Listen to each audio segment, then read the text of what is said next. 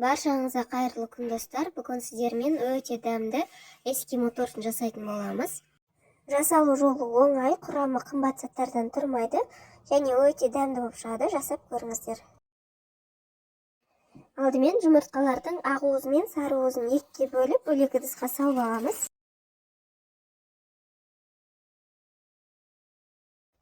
Жұмыртқаның ақ уызын аппақ болып көпіргенше миксерлейміз. Неге ақ уыз бізде осындай аппақ болып көпіру керек? Енді 1 стакан қанттың жартысын салып, тағы да жақсылап миксерлейміз.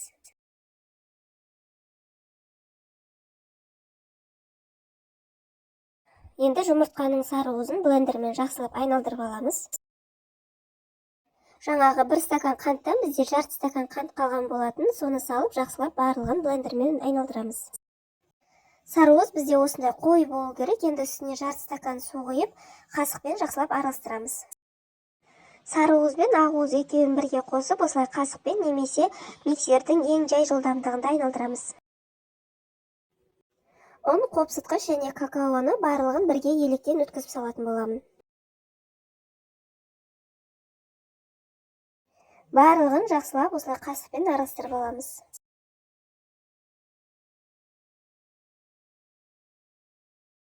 Тестаны формаға құйып, 180 градуста 20-25 минуттай пісіріп аламыз. Тесто пісіп шыққаннан кейін толықтай бөлме температурасында суыған соң теңдей 2 бөлікке бөліп аламыз. Торттың кремін жасайтын боламыз. Осындай табаны қалың табаға жұмыртқа, қант, сгущенка, ұн және сүттің кішкене ғана бөлігін құйып, барлығын жақсылап араластырып аламыз. Ұнның кершіктері қалмау керек. Барлығын жақсылап араластырғаннан кейін қалған сүтті құйып, тағы да жақсылап араластырып, газға баяу отқа қоямыз.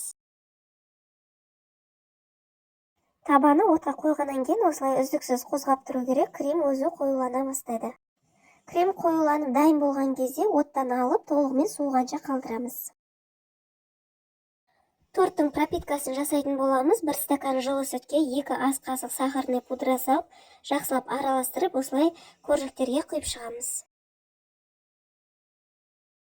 Торттың кремі суыды, ыдысқа бөлме температурасында жұмсарып тұрған сары майды және кремді салып, жақсылап миксерлейміз. Тортымызға кремді жағып шығатын боламыз. Торттың астыңғы бөлігін осылай бетіне жіберетін боламыз. Пергамент қағазынан алмаймыз. Осылай бетіне қойып, 2-3 сағатқа холодильникке қоямыз. Торттың бетіне глазурь жасайтын боламыз. Ыдысымызға қант, какао, қаймақ және сары май салып, газға баяу отқа ертіп аламыз.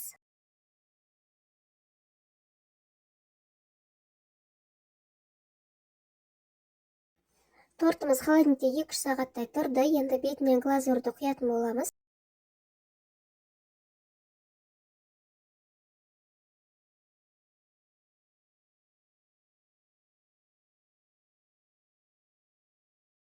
Тортымыз дайын, дәмі өте керемет, дәмді болып шығады. Сіздер де жасап көріңіздер. Видеом сіздерге пайдалы болса, лайк басып, арнама тіркелуді ұмытпаңыздар.